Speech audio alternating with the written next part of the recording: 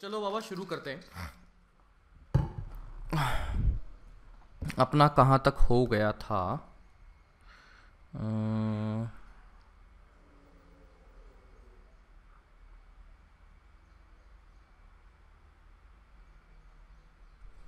हाँ, हमने क्या देख लिया था कि force on a current carrying wire कितना लगने वाला है। अच्छा, इसमें अपने बोर्ड्स वाली क्लास में कौन सा चैप्टर चल रहा है? यही अरे ये वाला ही चल रहा है। यही ये चल वाला रहा ही है। चल रहा है। हाँ, ये चालू किया हो गया। गया करंट हो गया। अच्छा, और पिछली बार क्या था? लेकर क्या करा था? करंट इलेक्ट्रिसिटी, इलेक्ट्रोस्टैट्स एंड करंट हो गया। इलेक्ट्रोस्टैट्स और करंट। ओके ओके ओके, चलो बढ़िया, ठीक है। तो इसका मतलब साथ में ही चल रहे हैं, तो वो भी साथ के साथ हो ही जाएगा, है ना। चलो वो भी साथ के साथ हो जाएगा। चलिए अब आगे बढ़ते हैं बाबा। कि अपने देखना था कि force on a current carrying wire अगर मैग्नेटिक फील्ड में रख दिया जाए तो I D L cross B का फोर्स लगने वाला है। चलिए एक और सवाल करते हैं। And B is given to be B naught I cap plus 2 B naught J cap plus 4 B naught K cap. ठीक है, इस तरह से मैग्नेटिक फील्ड दे दी गई है पूरे स्पेस में। इस प्रकार से मैग्नेटिक फील्ड बनी है। एंड हमसे पूछा है कि बाबा ये रहा अगर एक्स एक्सिस, ये रहा अगर वाई एक्सिस, और करंट कैरिंग वायर हमारी जो बनी है वो कुछ इस प्रकार से बनी है।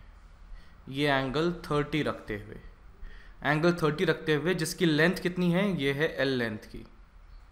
यहाँ से इसकी लेंथ एल है और इसका जो करंट है ये आई है।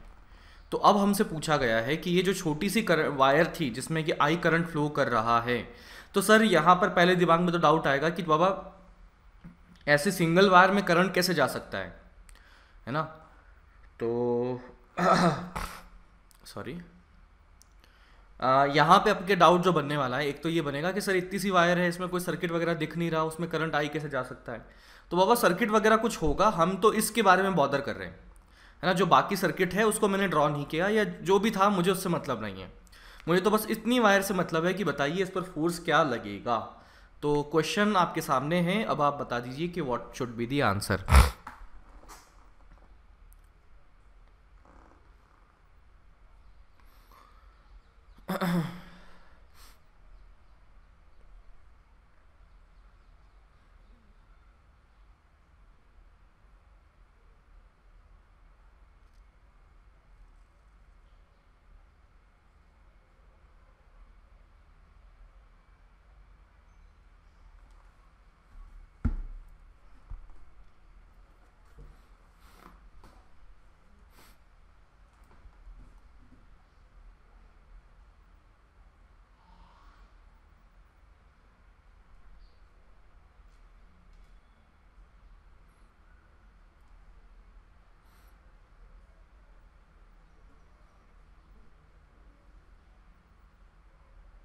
बोलो।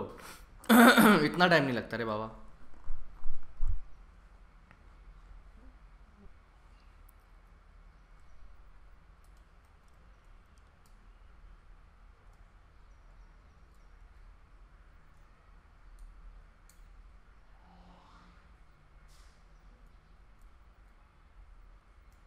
क्या करें?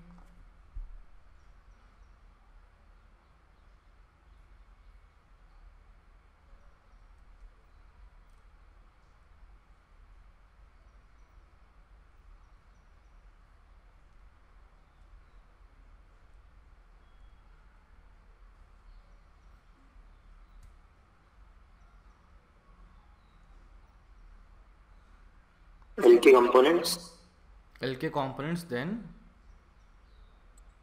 आई कैप जे कैप के टर्म्स में लिख के फिर क्रॉस प्रोडक्ट बिकॉज हमारे पास क्या होता है कि बाबा फोर्स जो बनता है वो इंटीग्रेशन ऑफ डी एफ, और वो बन जाता है integration of I D L cross B. Since ये डी एल वेक्टर किस डायरेक्शन में होता है बताइए?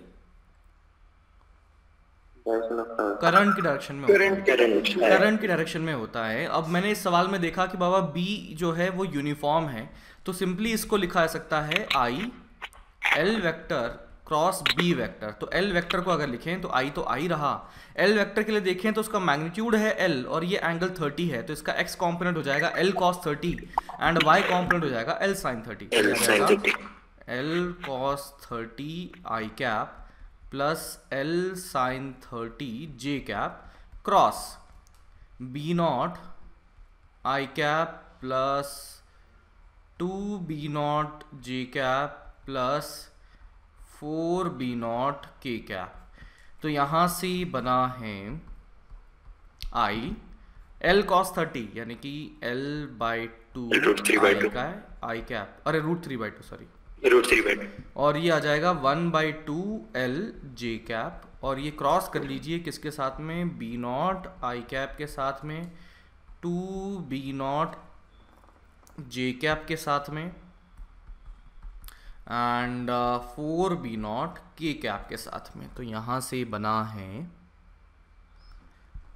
आई तो आई रहा, क्या करे बाबा, आई कैप क्रॉस आई कैप तो 0 हो जाएगा, फिर आई कैप क्रॉस जे कैप के कैप बन जाएगा, तो ये आ जाएगा √3/2l and this is b0 और ये आ जाएगा के कैप। इन दोनों का किया है मैंने, फिर मैंने आई कैप इधर से लिया और के कैप इधर से लिया, बताइए क्या बनेगा, -j वो बन जाएगा आई क्रॉस के यानी कि -j बन जाएगा, तो ये बनेगा -√3/2l और ये है 4b0 और ये -j कैप, तो माइनस तो मैंने पहले ही लिख दिया, तो -j कैप ऐसा। अब j कैप और ये आई कैप वाला कर लेते हैं, तो ये क्या बन जाएगा रे बाबा, ये है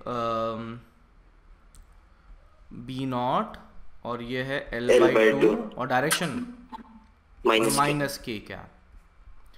फिर कौन बचा, j से j तो 0 हो जाएगा और j से k आई कैप बन जाएगा, तो this is 1/2 l 4b0 and this is plus I cap and बस अब इसको सिंप्लीफाई कर लो, आई कैप जे कैप को के कैप में कॉम्पोनेंट आ चुके हैं and that would be the final answer, है ना।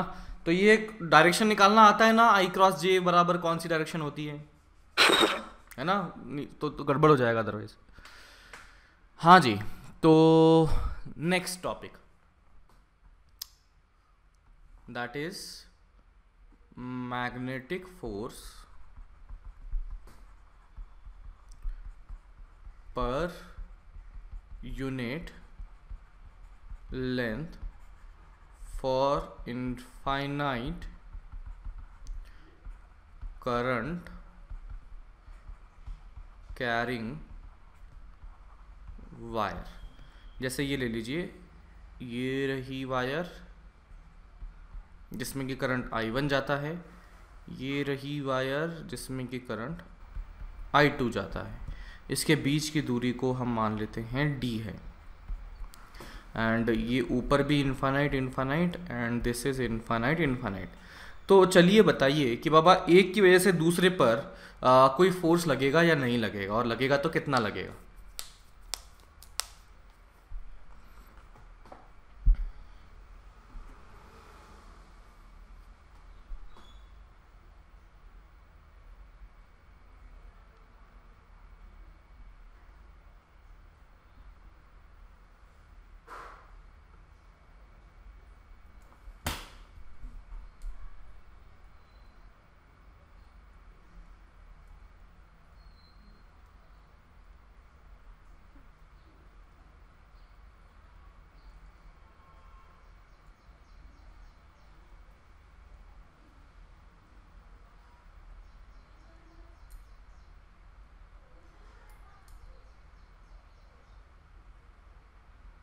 फोर्स पर यूनिट लेंथ ही निकालना है ना।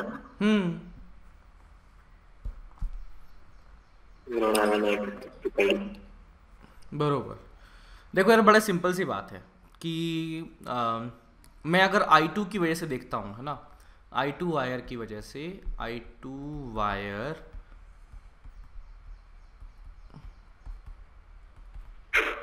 I1 वायर पर फोर्स, तो I1 वायर की लेंथ कितनी दिया है बोले अपने को, इनफाइनाइट दिया है। अब इनफाइनाइट दिया है लेकिन मुझे तो फोर्स का अगर लिखना है तो BIL लिखना होता है, तो लेंथ तो चाहिए होगा किसका, वायर का। तो मैं अज्यूम कर लेता हूँ कि बाबा ये जितनी भी लेंथ है बहुत ज़्यादा है, उसको मैंने L मान लिया, है ना, what ever be the length, जितनी भी है बहुत ज़्यादा है, मैंने उसे L मान लिया। तो चलिए स्टार्ट करते हैं कि बाबा I2 की वजह से I1 पर जो मैग्नेटिक फील्ड लगेगी वो किस डायरेक्शन में लगेगी?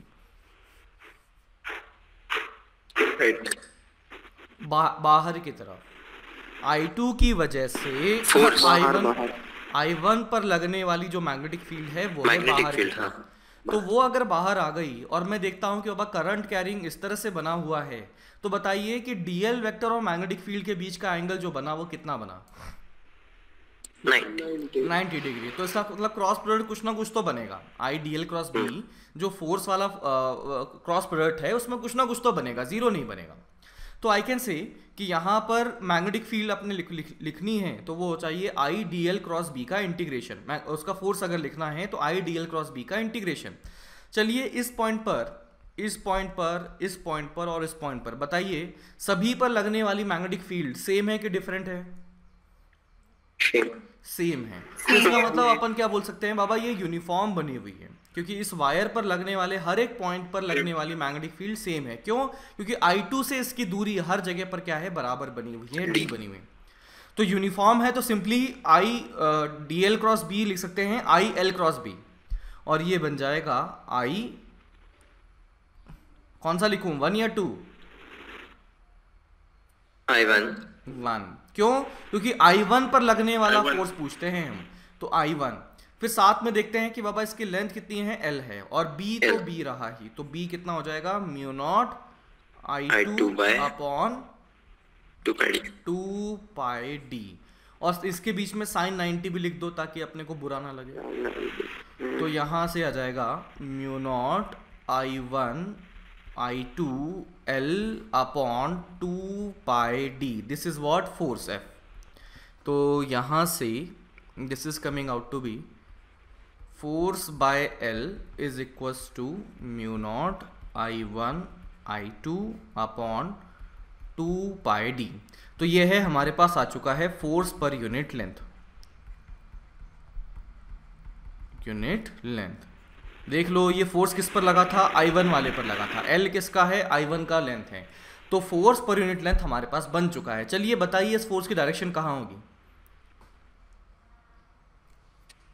I2 की तरफ, राइट, ऊपर की तरफ। बिल्कुल। तो ये देखो क्या होगा, अपने पास I DL क्रॉस B चाहिए, तो DL कहाँ है, इधर है। DL कहाँ है, इधर है। और B वेक्टर कहाँ है, स्क्रीन से बाहर आता हुआ, तो DL क्रॉस B किया, DL क्रॉस B किया, तो इस पर जो फोर्स लगने वाला है वो इधर लग जाएगा। ठीक है, तो बताइए अगर I1 पर राइट में लगा तो I2 पर लगने वाला फोर्स कहाँ होगा? लेफ्ट में होगा, है ना। एक्शन रिएक्शन की बात कर सकते हैं कि एक्शन रिएक्शन बोल सकता हूं कि बाबा I2 ने I1 पर पास में खींचते हुए लगाया, तो I1 ने I2 पर भी पास में खींचता हुआ लगाया होगा।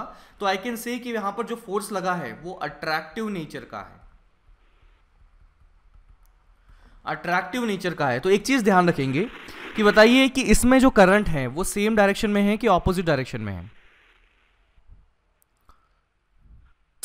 सेम डायरेक्शन में। तो मैं यहां से कंक्लूड कर सकता हूं कि बाबा सेम डायरेक्शन में जो अगर करंट होगा दो पैरेलल वायर में, दो पैरेलल वायर में करंट अगर सेम डायरेक्शन में है, करंट अगर सेम डायरेक्शन में,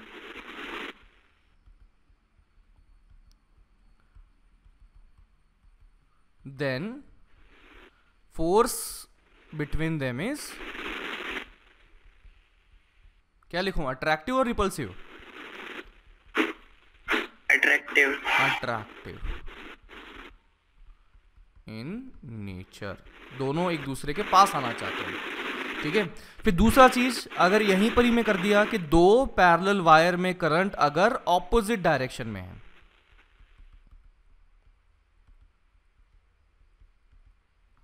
then force between them is repulsive in nature। इसमें आप अगर फोर्स निकालेंगे तो रिपल्सिव आ जाएगा, चाहे तो आप निकाल के देख लीजिए। ये रहा अपना I1 और ये रहा अपना I2। I2 की वजह से यहां पर मैग्नेटिक फील्ड बताइए कहां बनेगी I1 में, अंदर की बाहर? अंदर अंदर बनेगी, तो ये मैंने बना दिया अंदर की तरफ मैग्नेटिक फील्ड है। अब डीएल क्रॉस बी देख लो, आई डीएल क्रॉस बी, तो इस पर फोर्स कहाँ लग गया, लेफ्ट में लग गया, और इस पर फोर्स जो लगा है यहाँ पर फोर्स इस तरह से लग गया। तो आप देख सकते हैं कि बाबा ऑपोजिट अगर करंट हो तो इसमें force will be repulsive in nature. ठीक है, जल्दी से नोट कर लो बाबा।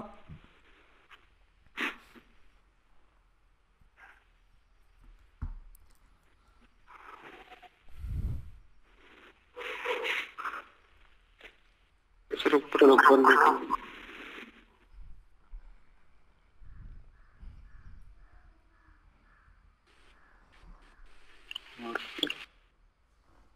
डन।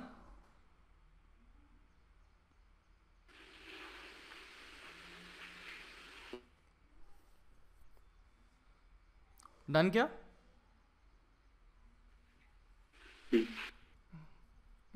नेक्स्ट एक क्वेश्चन करिए।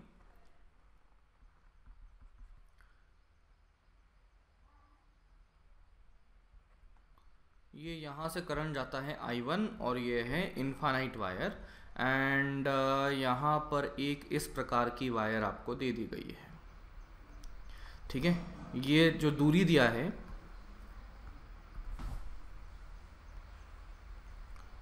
दिस इज ए, एंड इस दूरी को B दिया गया है, और यहाँ से जो करंट कहा गया वो कहा गया I2। इतनी सी छोटी सी वायर है, ठीक है ना, तो इसके आगे पीछे ऑब्वियसली इतनी छोटी सी एक सिंगल वायर में तो करंट फ्लो करेगा क्या, बोलो? I2 करंट सीधा एक वायर में एग्जिस्ट कर सकता है क्या? नहीं कर सकता है। तो इसका मतलब यहाँ पर ये किसी एक बड़े सर्किट का पार्ट था, उस सर्किट को मैंने ड्रॉ नहीं किया है। क्यों?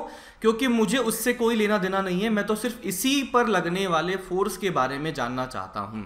तो अब मैं देखना चाहता हूं कि फाइंड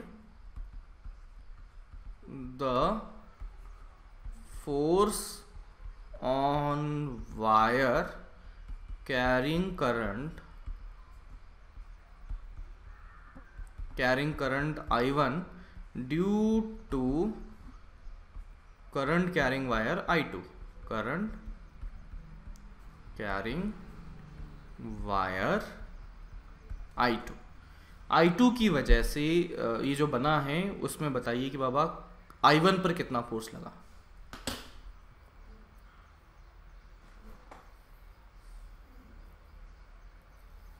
I1 इनफाइनाइट है ना? हाँ I1 इज इनफाइनाइट।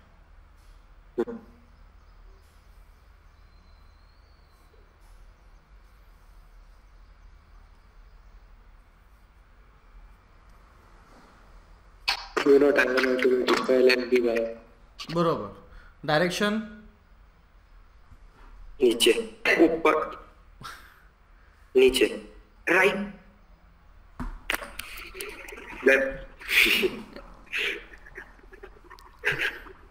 देख लो। हाँ नीचे नीचे। ठीक है, चलिए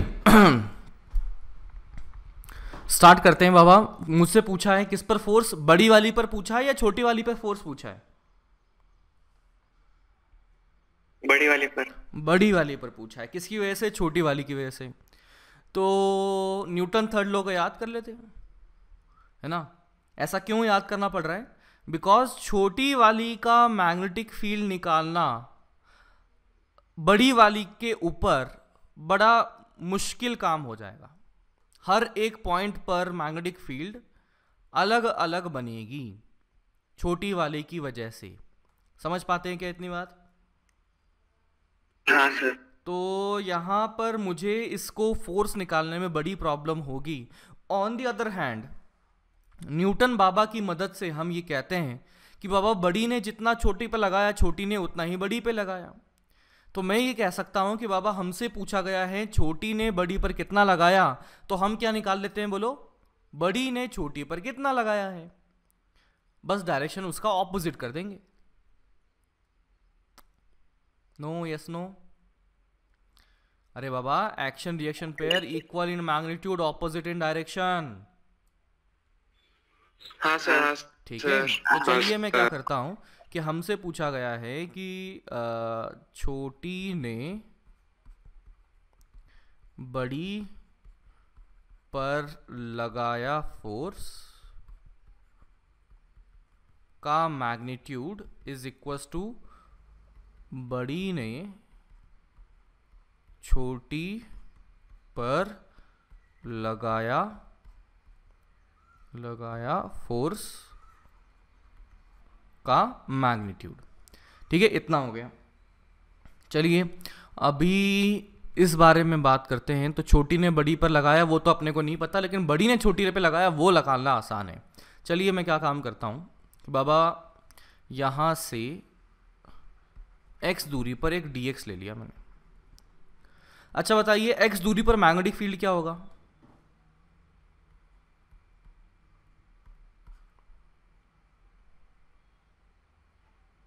मर गए क्या रे बाबा? I1 की वजह से x दूरी पर कितना मैग्नेटिक फील्ड होगा? 2x mu naught I1 upon 2πx। तो ये आ गया है b। ठीक है, फिर इसके साथ में मुझे क्या चाहिए कि I dl क्रॉस b चाहिए। तो मैग्नेटिक फील्ड देखिए कहाँ पर घुसी हुई है, I1 की वजह से यहाँ पर मैग्नेटिक फील्ड अंदर की तरफ घुसी हुई है। dl वेक्टर कहाँ है? राइट में है। तो दोनों के बीच का एंगल बोलो। अरे 90। तो ये आ जाएगा साइन ऑफ 90। तो ये तो अपने पास क्या बना, छोटू सा फोर्स बना है। तो मुझे क्या करना पड़ेगा बाबा, इसको इंटीग्रेट करना पड़ेगा। x की वैल्यू कहाँ से कहाँ तक? x की वैल्यू शुरू करेंगे हम a से और खत्म करेंगे कहाँ पर? a प्लस बी पर। समझे क्या? तो ये आ गया mu naught I1 I2 upon 2 integration के अंदर में dx अपॉन x, इतना ही बना मुझे लगता है। और लिमिट्स कहाँ से कहाँ तक? a से a प्लस बी तक। तो this is mu naught I1 I2 upon 2 और ये बना है ln ऑफ a plus B upon a। Direction का गेम खेल लेते हैं। बताओ डायरेक्शन कहाँ लगी है? मैग्नेटिक फील्ड अंदर, dl वेक्टर राइट में। तो dl क्रॉस b कहाँ लगा? अरे dl क्रॉस b का फोर्स I2 पर फोर्स किधर लगा? ऊपर लगा है। तो ये डायरेक्शन हो जाएगी अप। तो डायरेक्शन हो चुकी है अप। जो हमारा आंसर होगा क्या ये सेम होगा कि डिफरेंट होगा बाबा? Mu naught I1 I2 upon 2 ln of negative sine आ जाएगा। बरोबर। तो ये क्या कर दूं मैं, इसको डाउन बोल दूं? हाँ सर। तो इस तरह से हमारे पास बन जाएगा कि इतना फोर्स लगने वाला है। चलिए ठीक है, नेक्स्ट क्वेश्चन।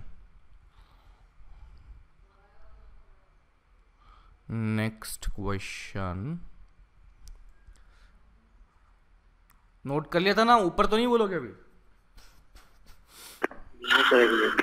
हाँ जी। तो अभी हाँ सर। ये दो वायर हैं और वर्टिकल प्लेन में हैं। यहाँ पर ये मैंने कह दिया ये इनफाइनाइट और ये भी जो है वो है infinite.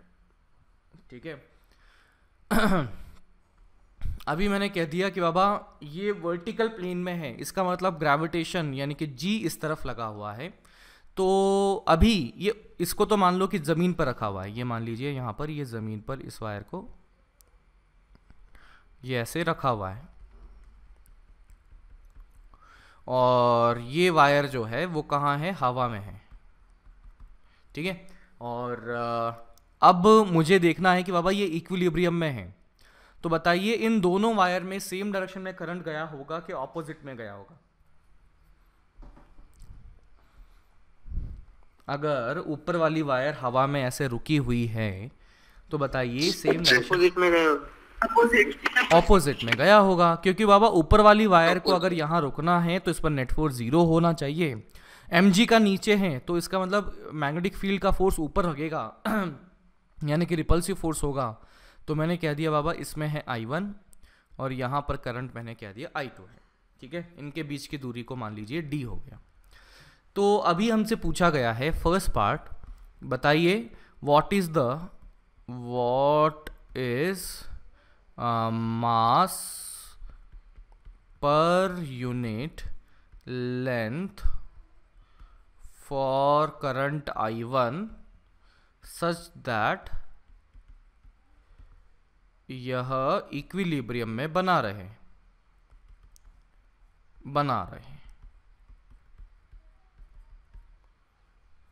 V naught I1 I2 by 2 pi GD। बिल्कुल ठीक है। और सेकंड यहाँ पर हमसे पूछा है कि वर्टिकल डिस्प्लेसमेंट के लिए, वर्टिकल डिस्टर्बेंस के लिए, डिस्टर्बेंसेस या डिस्प्लेसमेंट के लिए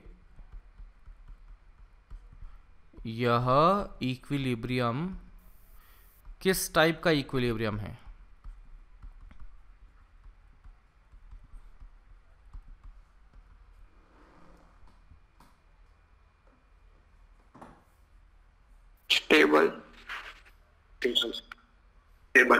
स्टेबल बन जाएगा।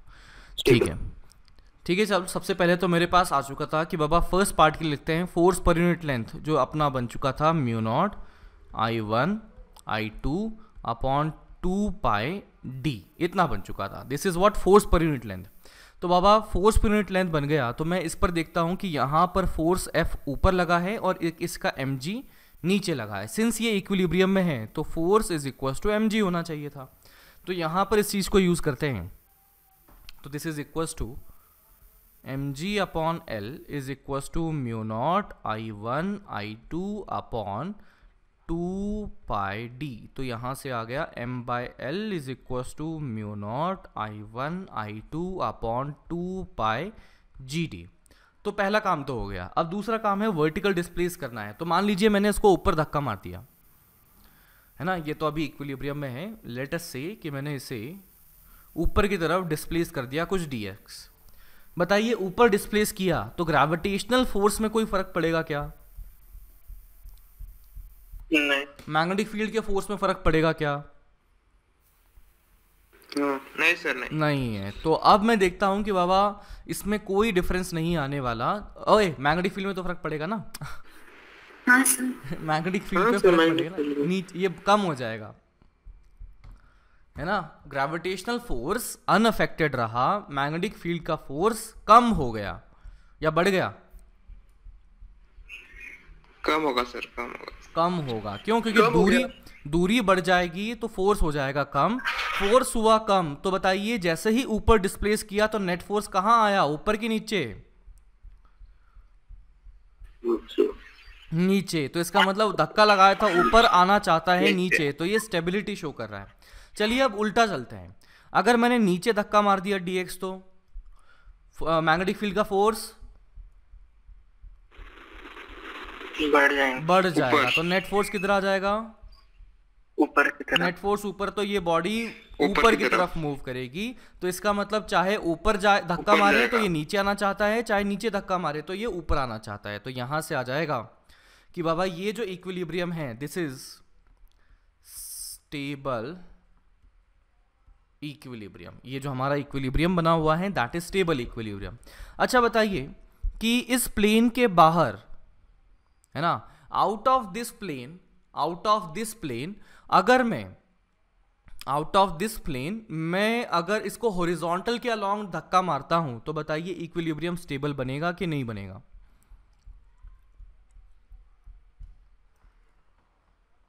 बनेगा।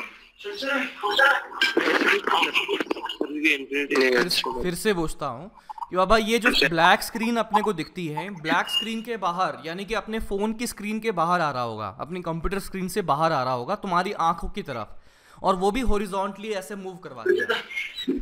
तो अब सोचिए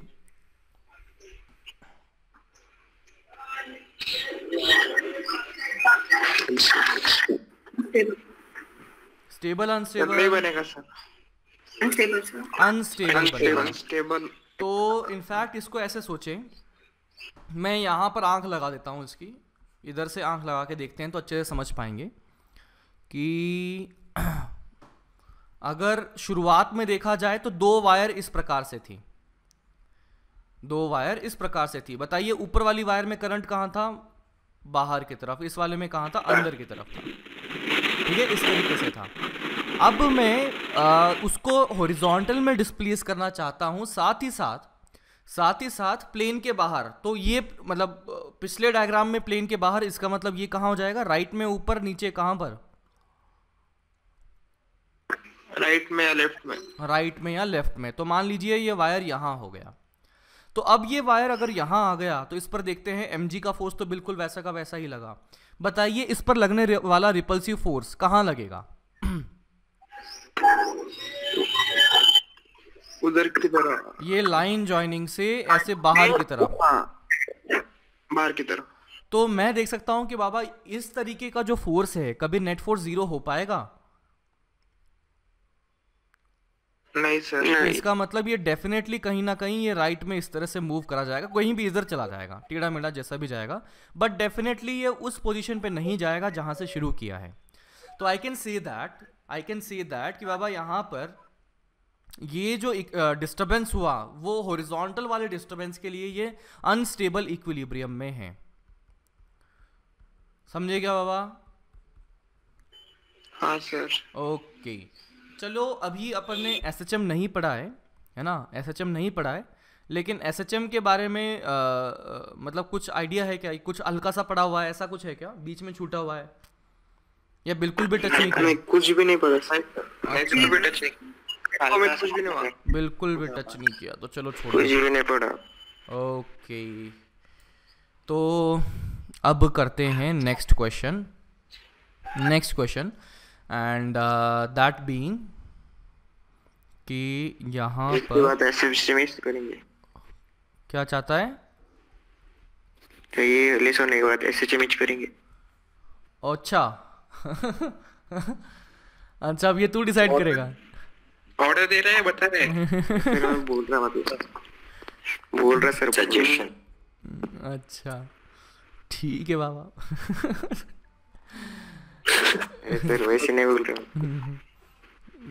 ठीक है, देखो कितने बड़े हो चुके हैं बच्चे, मेरे को पता भी नहीं लगा। कल शादी वादी ना हो जाए शादी वादी ना हो जाए तुम लोगों के मुझसे पहले। हो गई सर। बुलाएंगे सर आपको। बुलाएंगे ना बाबा, इसी के लिए तो जी रहे हैं सर।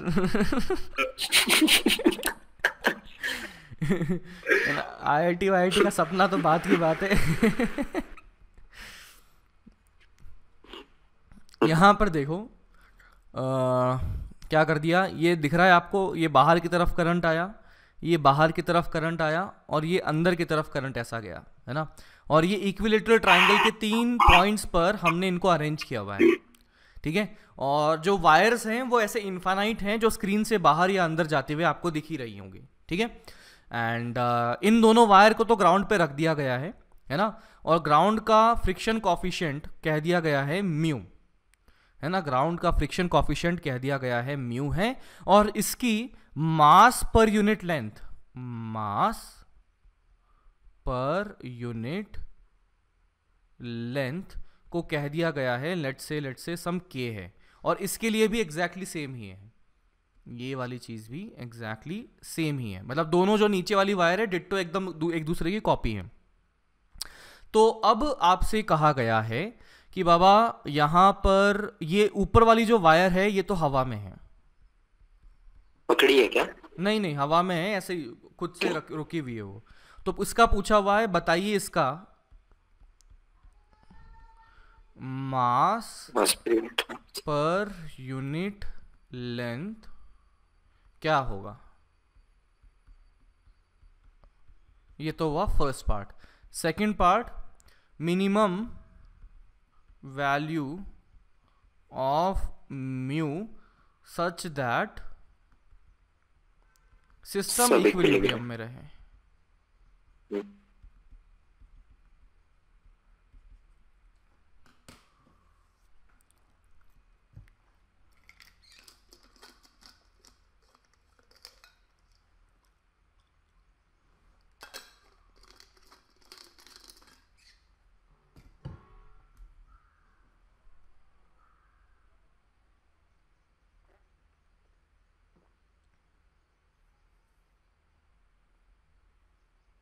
सब में करंट आए है क्या?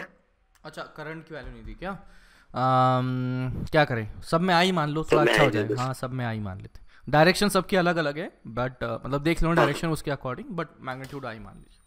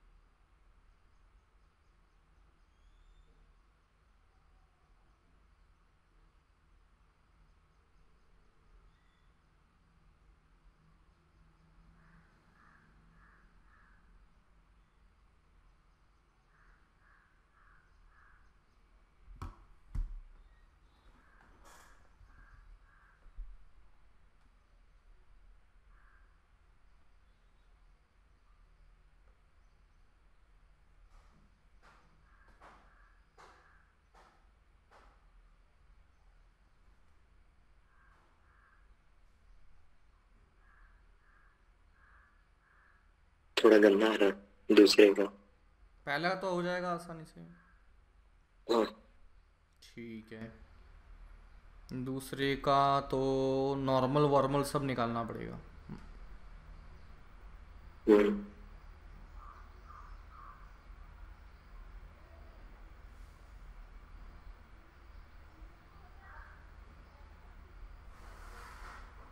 हम्म।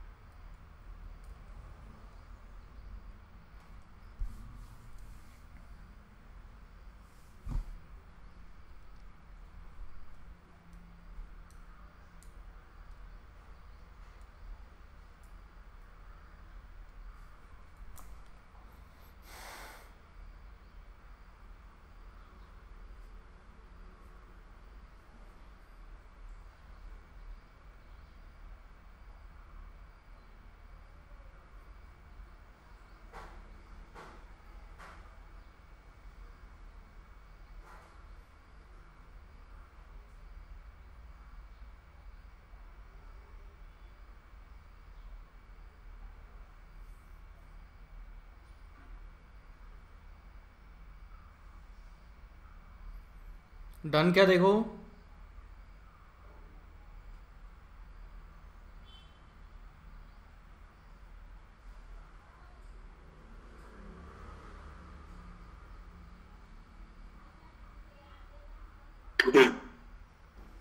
चलो, तो सबसे पहले तो मैं देखता हूं कि पहले वाला पार्ट, तो इसमें मैं देख सकता हूं कि बाबा नीचे वाली दोनों वायर की वजह से ऊपर वाली वायर पर अट्रैक्टिव या रिपल्सिव? रिपल्सिव लगेगा। मैंने मान लिया कि ये फोर्स F है, तो क्या दूसरे वाले का मैग्नीट्यूड भी F लिख सकता हूँ क्या? है ना, सब कुछ सेम है तो FF आ जाएगा। FF आ गया तो ऊपर की तरफ कॉम्पोनेंट इनका कितना आ जाएगा? F cos 30 F cos 30, यानी कि 2F cos 30। 2F cos 30 बराबर इसका होना चाहिए mg के बराबर, तभी जाके ये इक्विलिब्रियम में रह पाएगा। तो 2 रहा। F की वैल्यू क्या हो जाएगी? Mu naught I1 I2 upon 2 pi into दूरी कितना है? L है, और इंटू इसकी जो लेंथ है, लेट से इसकी लेंथ को मैंने d मान लिया, लेंथ इज d। तो ये तो क्या बना? इंटू d इंटू cos 30, यानी कि √3/2 is equal to what? mg। क्या समझे मैंने क्या लिखा? क्योंकि बाबा इतनी जो लिखा जाता है ना, वो तो फोर्स पर यूनिट लेंथ है ना, तो force per unit length into length करना पड़ेगा, तब जाके तो फोर्स आएगा। Got it, got it, got it. हाँ सर। तो इससे आ गया बाबा, इससे ये d को नीचे ले जाओ तो m/d आ गया, और लेफ्ट हैंड साइड में कितना आ जाएगा? 2 से तो 2 गया, तो ये आ गया mu naught I1 I2 upon pi into L √3/2, और g भी नीचे आ गया, and this is equal to m/d। सही है क्या? बोलो। डन। हाँ सर। तो इस तरीके से पहला पार्ट तो हो गया, फर्स्ट पार्ट तो हो गया। अब सेकंड पूछा है कि minimum value of mu such that कि ये इक्विलिब्रियम में बना रहे। तो अभी मैं किसी का भी एफबीडी ड्रॉ कर लेता हूँ, है ना। इसकी लेंथ को भी मैं d मान लेता हूँ, है तो ये इनफाइनाइट वैसे तो, लेकिन इसकी लेंथ को भी मैंने d मान लिया। तो आई कैन से इस पर किस किस प्रकार के फोर्स लग रहे होंगे, सोचो। एक तो इसका खुद का mg लग रहा होगा, तो वो कितना लग रहा होगा? k इंटू डी इंटू जी लग रहा होगा, ठीक है। दूसरा कौन सा लग रहा होगा? बोलते रहो जल्दी जल्दी। Normal friction. एक तो नॉर्मल लगा, दूसरा मैग्नेटिक फील्ड का लगा लेते हैं, फ्रिक्शन बाद में लिखेंगे, पहले मैग्नेटिक फील्ड के फोर्सेस बना लेते हैं। बताइए कहाँ कहाँ लगा?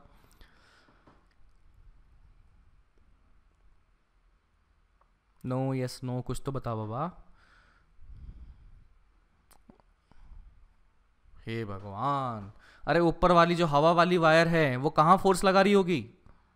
नीचे नीचे नीचे ऐसा लगा रही होगी। अच्छा बताइए, जमीन वाली दूसरी वायर इस पर कहाँ फोर्स लगा रही होगी?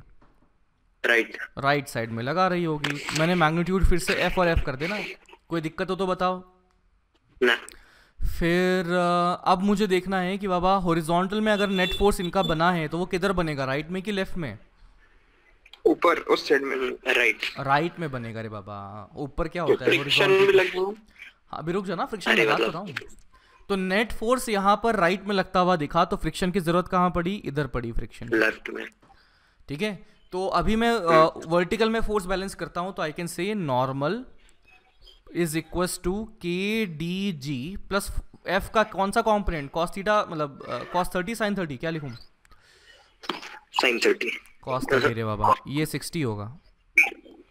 हाँ ना, हाँ ना। तो ये हो जाएगा एफ साइन ऑफ 60। तो यहाँ से नॉर्मल की वैल्यू आ गई, तो यहाँ से आ गया के डी जी। एफ की वैल्यू क्या लिखूं ये तुम बताओगे फिर से अब? Mu naught I square.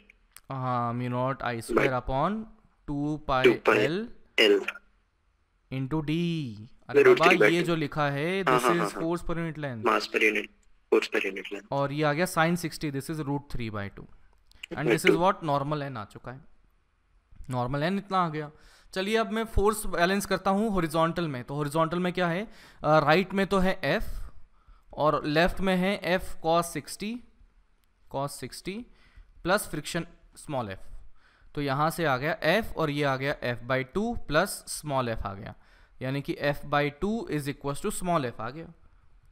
तो यहाँ से आ गया बाबा f की वैल्यू कितनी थी? Mu naught I1 I2 upon 2 pi into दूरी l into D is equals to, divided by 2 भी तो है, divided by 2 is equals to friction f। और फ्रिक्शन की जो वैल्यू है, ये जो फ्रिक्शन जो है वो एक्चुअली लग रहा है, जो एक्चुअल लगने वाला फ्रिक्शन है वो लेस देन इक्वल टू क्या होना चाहिए? म्यू एन होना चाहिए। Mu N. तो एक काम करो, अब यहाँ से एन को इधर डालो एंड डिवाइड कर दो, बस आगे का काम आप कर लेना। कर पाओगे क्या रे बाबा? Okay done. तो लिखना है कि आगे बढ़े?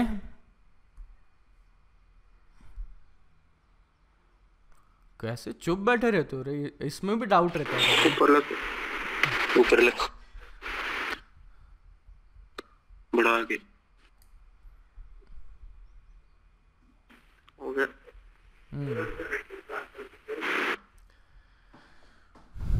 सर एक मिनट ऊपर। अरे अब जा भाई। मतलब हद्दी है तुम लोगों की, ऊपर लो नीचे लो, ऊपर लो नीचे लो। हो गया नहीं हो गया, लिख लेना अभी खुद से, अभी थोड़ी देर बाद में करते हैं।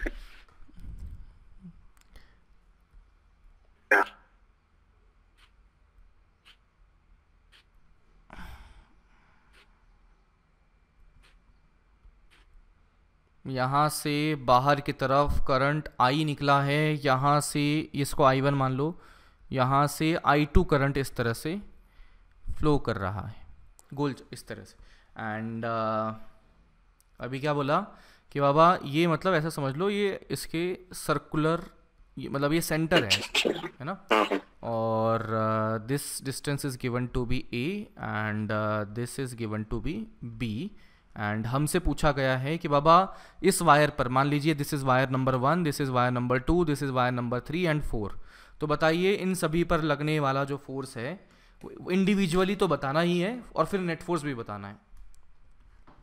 नेट फोर्स तो ऐसे बता सकते हो क्या? 0 नहीं है 0। हाँ यही मैं सुनना चाहता था। 0 नहीं है। 0 तब होता जब यूनिफॉर्म मैग्नेटिक फील्ड होती है ना। इसके बारे में थोड़ा सोचना पड़ेगा।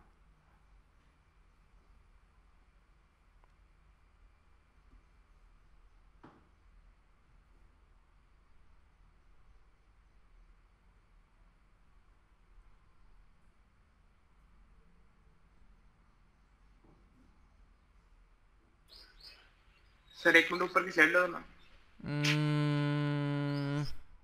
लो रे बाबा लो, फिर बाद में मेरे को रात को गालियाँ दोगे। डायग्राम बना दो। डायग्राम वाले में लो, ये लो।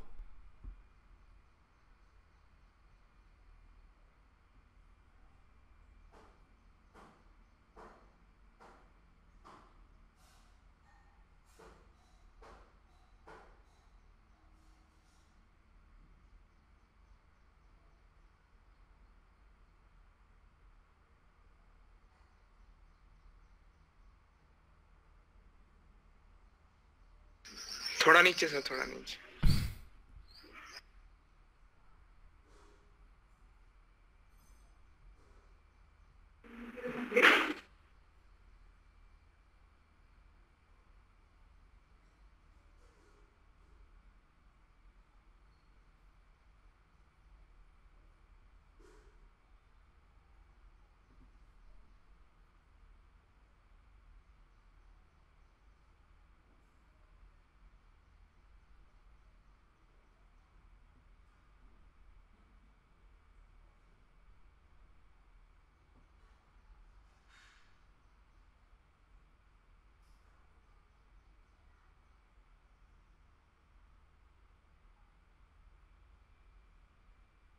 हो गया सर।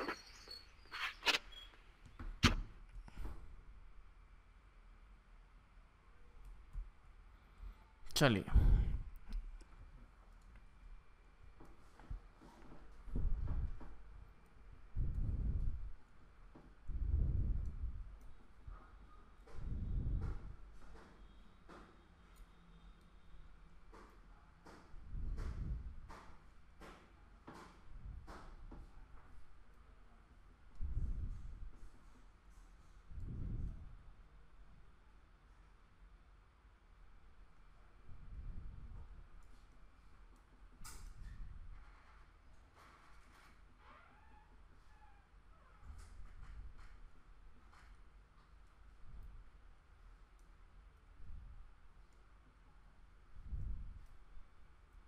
अरे इतना टाइम काहे लगता रे बाबा, 1 पे बताओ जल्दी से।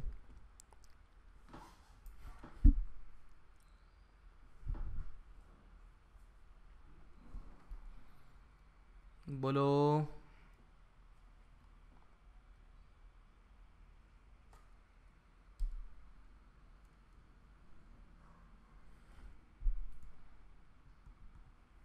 अरे देखो 1 के लिए DL और B के बीच का एंगल 0। देखो 1 वाली वायर के लिए DL वेक्टर और B के बीच का एंगल देखो रे बाबा,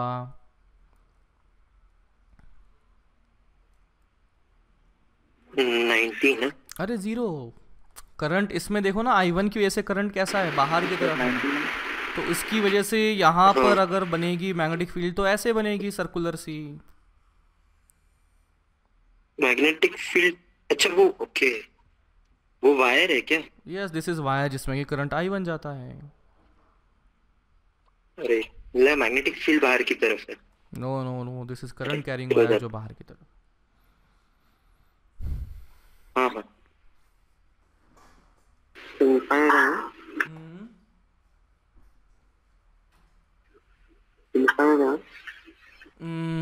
क्या बोल रहे हो? इको हो रहा है तुम्हारी, थोड़ी बेस ज्यादा है तुम्हारी आवाज। वो वायर इनफाइनाइट है। हाँ इनफाइनाइट वायर है बाबा। ओफो सुनते नहीं हो, पता नहीं कहाँ ध्यान होता है। यहाँ क्लास में तो देखने के लिए भी कुछ नहीं होता तुम्हारे, तो क्या देखते रहते हो?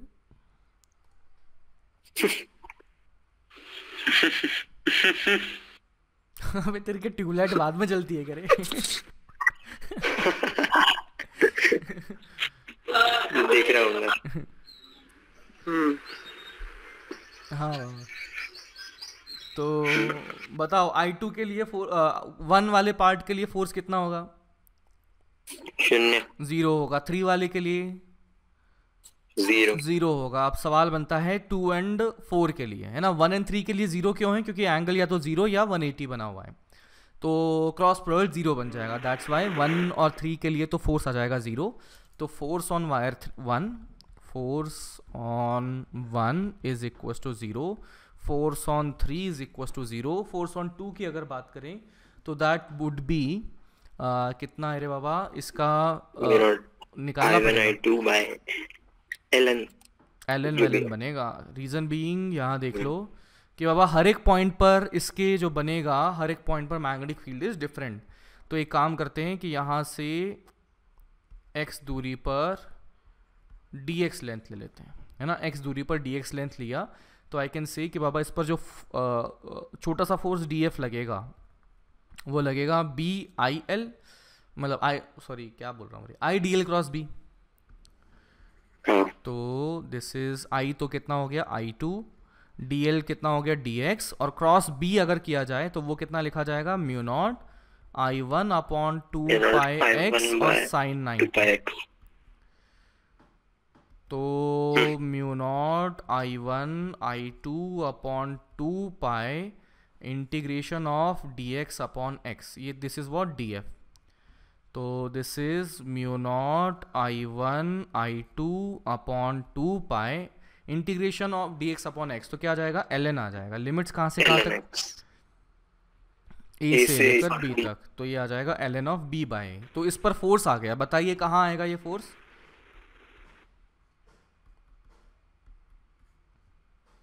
डायरेक्शन ऑफ फोर्स बाबा। वो उसको टेढ़ा वैसा ऊपर की तरफ। क्या बन रहा है देखना, ये बन रहा है मैग्नेटिक फील्ड इधर, तो dl और क्रॉस b, तो ऐसा टेढ़ा सा बनेगा इस तरह से ऊपर की तरफ। हाँ एक मिनट, मैं येलो कलर लेता हूँ। देखो dl वेक्टर तो ये रहा, मैग्नेटिक फील्ड किधर है, मैग्नेटिक फील्ड इस तरह से ऐसे बनी हुई है। तो dl अंदर, dl cross b, dl cross b बाहर आ गया रे बाबा, हाँ बाहर ना, बाहर आ गया। तो फोर्स जो है वो कहाँ आ गया, बाहर आ गया, ठीक है। और इसी तरह से फोर्थ वाले के लिए देख सकते हैं कि फोर्स ऑन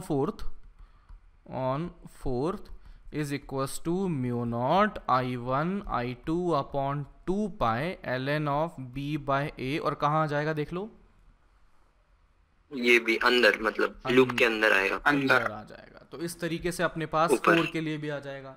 तो बाबा 1 2 3 4 सबके लिए आ जाएगा। नेट फोर्स बताओ,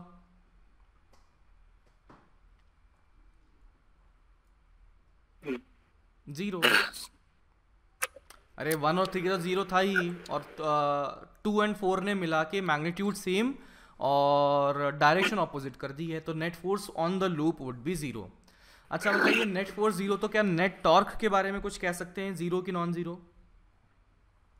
पता नहीं। अरे 0 और नॉन 0 तो बोल सकता है बाबा, पता नहीं क्या। हाँ 0 सिर्फ 4 और 2 का 0 कैसे आया?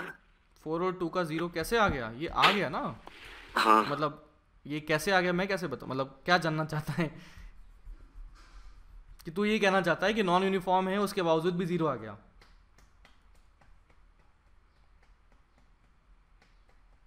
अरे क्या कहना चाहता है?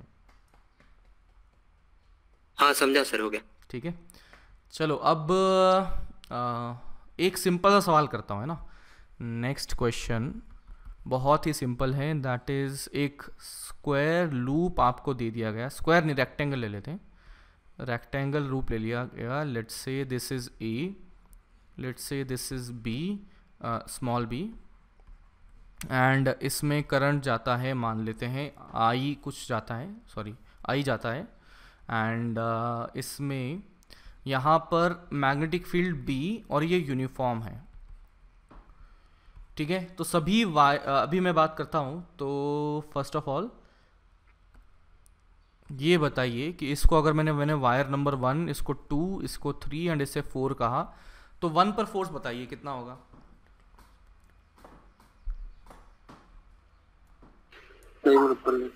कितना होगा?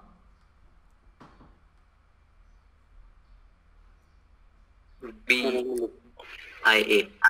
हाँ, direction right, left, DL cross B, DL cross B, इस पर फोर्स जो बनेगा इधर बनेगा, ये फोर्स बन गया और वो आ गया IAB आ गया। IDL क्रॉस B से कर लिया रे बाबा, IL क्रॉस B से। Done done done. नन। अगर इसके 2 के बारे में बोलें तो बताओ इसका फोर्स कहाँ लगेगा? ऊपर ऊपर के अंदर, नीचे? ऊपर। डीएल किधर है बताओ, राइट में कि लेफ्ट में? ऊपर ऊपर ऊपर पे।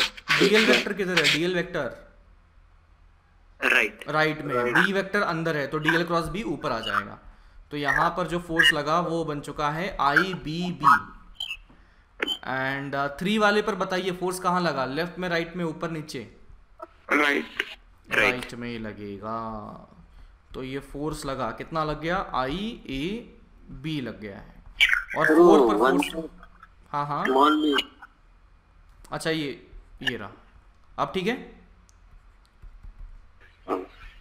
आई बी बी, तो नेट फोर्स तो 0 आ गया है ना, net force is coming out to be 0। अगर मैं चलो अभी इतना ही रखते हैं, इसको थोड़ा डिटेल में कल बाद में बात करेंगे, इससे आगे कुछ टॉपिक स्टार्ट करना है इसी से रिलेटेड। तो चलिए अभी तो इतना ही रखते हैं। And any doubt in today's class? नहीं सर। ओके, तो चलिए बाय बाय, कल मिलते हैं, बाय। Bye sir. हाँ जी।